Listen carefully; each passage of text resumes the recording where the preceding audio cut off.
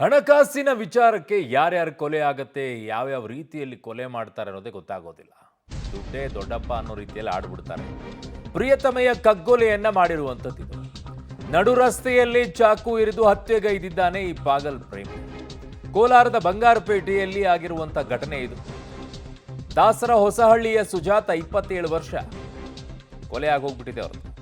ಸ್ಥಳದಲ್ಲೇ ಆರೋಪಿ ಚಿರಂಜೀವಿಗೆ ಸ್ಥಳೀಯರು ಥಳಿಸಿದ್ದಾರೆ. ಸದ್ಯ ಆರೋಪಿ ಚಿರಂಜೀವಿಯನ್ನ ಪೊಲೀಸರು ಬಂಧಿಸಿದ್ದಾರೆ. ಹಣಕಾಸಿನ ವಿಚಾರಕ್ಕೆ ಪ್ರಿಯತಮೆಯನ್ನ ಕಗ್ಗೊಲೆ ಮಾಡಿದಾನೆ ಅಂತಂದ್ರೆ ಅದು ಯಾವ ರೀತಿಯಾದಂಥ ಪ್ರೀತಿ ಅಂತ, ಅದ್ಯಾವ ರೀತಿಯಾದಂಥ ಪ್ರೀತಿ?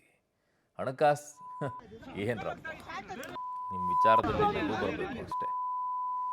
ನೋಡಿ, ಇಂಥವ್ರೆಲ್ಲ ಏನು ಮಾಡಬೇಕು? ಇಂಥವ್ರೆಲ್ಲ ಪ್ರೀತಿ ಅನ್ನುವಂಥ ಶಬ್ದಕ್ಕೆ ಒಂದು ಕಳಂಕ ಅನ್ನೋ ರೀತಿಯಲ್ಲಿ ಇರ್ತಾರೆ ಅವರು. ಹಣಕಾಸಿನ ವಿಚಾರ, ಪ್ರೀತಿಯಲ್ಲಿ ಯಾಕೆ ಹಣಕಾಸಿನ ವಿಚಾರ ಬಂತು? ಏನು ವ್ಯವಹಾರದ ಪ್ರೀತಿನ ನಿಮ್ಮದು?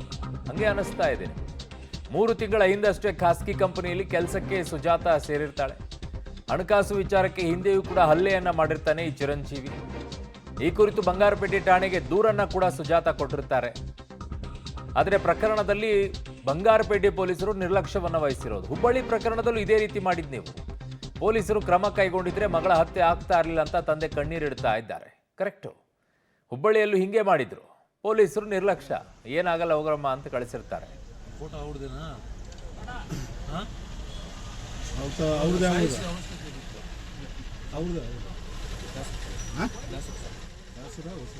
Circle inspector 420, circle inspector bogus.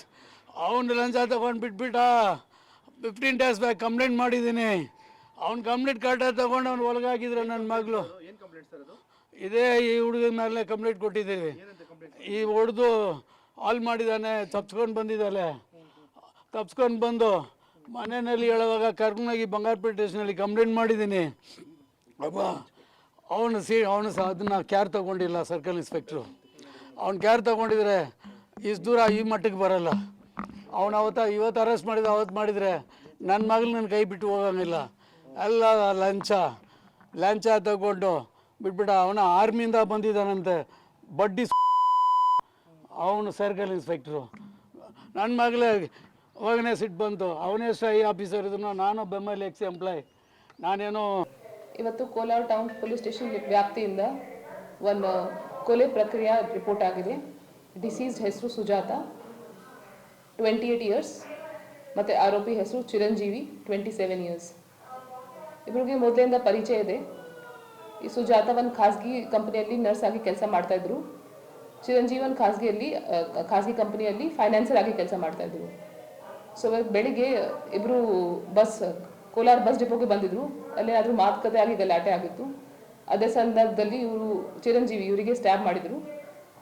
ಮತ್ತು ಅಲ್ಲಿ ನನ್ನ ಸಹೋದ್ಯೋಗಿ ಕೋಲಾರ ಪ್ರತಿನಿಧಿ ರವಿ ನನ್ನ ಸಂಪರ್ಕಕ್ಕೆ ಸಿಗ್ತಾ ಇದ್ದಾರೆ. ರವಿ, ಏನು ವ್ಯವಹಾರ ಅಂದರೆ ಏನು? ಪ್ರೀತಿನೇ ವ್ಯವಹಾರದ ಪ್ರೀತಿನ ಇರೋದು? ಏನು ಕತೆ? ಖಂಡಿತ ಅರವಿಂದ್, ಚಿರಂಜೀವಿ ಅನ್ನಾತ ಸುಜಾತ ಕುಟುಂಬಸ್ಥರ ಜೊತೆಗೆ ಹಣದ ವ್ಯವಹಾರ ಲೇವಾದೇವಿಯನ್ನು ಹೊಂದಿರ್ತಾನೆ. ಈತ ಬ್ಯಾಂಕ್ನಲ್ಲಿ ಕೆಲಸ ಮಾಡ್ತಾ ಇರ್ತಾನೆ, ಇಂಡಿಯನ್ ಬ್ಯಾಂಕ್ನಲ್ಲಿ ಹೊಸಕೋಟೆಯಲ್ಲಿ. ಈತ ಕಳೆದ 2 ವರ್ಷಗಳಿಂದ ಕೂಡ ಸುಜಾತ ಫ್ಯಾಮಿಲಿ ಜೊತೆಗೆ ಹಣದ ಸಂಪರ್ಕವನ್ನು ಹೊಂದಿರ್ತಾನೆ, ಅಂದರೆ ಹಣದ ವ್ಯವಹಾರವನ್ನು ಹೊಂದಿರ್ತಾನೆ. ಈತ ಸ್ತ್ರೀ ಶಕ್ತಿ ಸಂಘಗಳಿಗೆ ಸಾಲವನ್ನು ಕೊಡುವುದು ಜೊತೆಗೆ ವಸೂಲಿ ಮಾಡುವಂಥ ಪ್ರಕ್ರಿಯೆಯನ್ನು ಕೂಡ ಈತ ಕಳೆದ 2 ವರ್ಷಗಳಿಂದ ಮಾಡ್ತಾ ಇರ್ತಾನೆ. ಈತನಿಗೂ ಮದುವೆ ಆಗಿ 2 ಮಕ್ಕಳು ಇರುತ್ತದ್ದು. ಇನ್ನು ಸುಜಾತಾಗೂ ಮದುವೆ ಆಗಿ 1 ಗಂಡು ಮಗು ಕೂಡ ಇರ್ತಕ್ಕಂಥದ್ದು. ಈ ಮಧ್ಯೆ ಈ ಸುಜಾತಾಳನ್ನು ಚಿರಂಜೀವಿ ಪದೇ ಮದುವೆ ಆಗುವಂತೆ ಪೀಡಿಸ್ತಾ ಇರ್ತಾನೆ. ಆದರೆ ಸುಜಾತ ತನಗೆ ಮದುವೆ ಆಗಿದೆ, ಜೊತೆಗೆ ನಿನಗೂ ಮದುವೆ ಆಗಿದೆ, ಹಾಗಾಗಿ ನಾನು ಈ ಮದುವೆಗೆ ಒಪ್ಪಲ್ಲ ಅನ್ನೋ ಒಂದು ಮಾತುಗಳನ್ನು ಕೂಡ ಹೇಳಿರ್ತಾರೆ. ಈ ಹಿಂದೆಯೂ ಕೂಡ ಸಾಕಷ್ಟು ಬಾರಿ ಗಲಾಟೆ ಆಗಿರುತ್ತೆ, ಜೊತೆಗೆ ಪೊಲೀಸ್ ಠಾಣೆ ಮೆಟ್ಟಲು ಕೂಡ ಇಬ್ಬರು ಹತ್ತಿರ್ತಾರೆ. ಆ ಸಂದರ್ಭದಲ್ಲೂ ಕೂಡ ಪೊಲೀಸರು ಇವ್ರಿಗೆ ಸಮಾಧಾನ ಮಾಡಿ, ಜೊತೆಗೆ 2-3 ನ್ಯಾಯ ಪಂಚಾಯಿತಿ ಮಾಡಿ ಅವರನ್ನು ವಾಪಸ್ ಕಳಿಸಿರುವಂಥ ಪ್ರಕ್ರಿಯೆ ಕೂಡ ಆಗಿರ್ತಕ್ಕಂಥದ್ದು. ಜೊತೆಗೆ ಈತ ನಿನ್ನೆ ಸಂಜೆ ಕೂಡ ಸುಜಾತ ಅವರ ಮನೆ ಬಳಿ ಹೋಗಿ ಓಡಾಟ ಮಾಡುವಂಥದ್ದು, ಜೊತೆಗೆ ಆಕೆಯನ್ನು ಸಂಪರ್ಕಕ್ಕೆ ಸಿಗುವಂತೆ ಮಾಡುವಂಥ ಪ್ರಕ್ರಿಯೆ ಕೂಡ ಮಾಡಿರ್ತಾನೆ. ಆದರೆ ಆಕೆ ಈತನನ್ನು ಸಂಪೂರ್ಣವಾಗಿ ನಿರಾಕರಿಸಿರ್ತಾರೆ.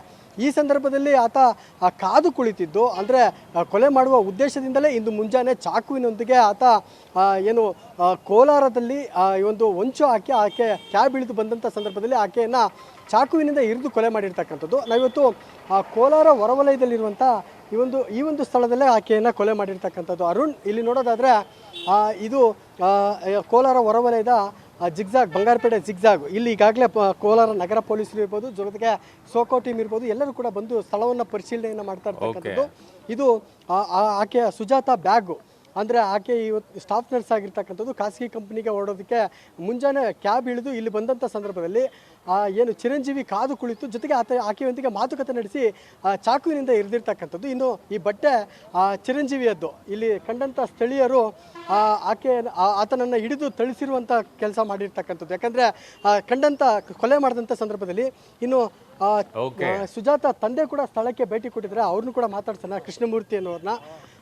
ಸರ್, ಮಗಳದ್ದು ಕೊಲೆ ಮಾಡಿದ್ದಾನೆ ಸರ್. ಅವ್ರೇನು ಮೊದಲಿಂದ ಪರಿಚಯ ಇದ್ರೆ? ರವಿ, ನೀವು ಮಾತಾಡಿಸ್ತಾ ಇರಿ.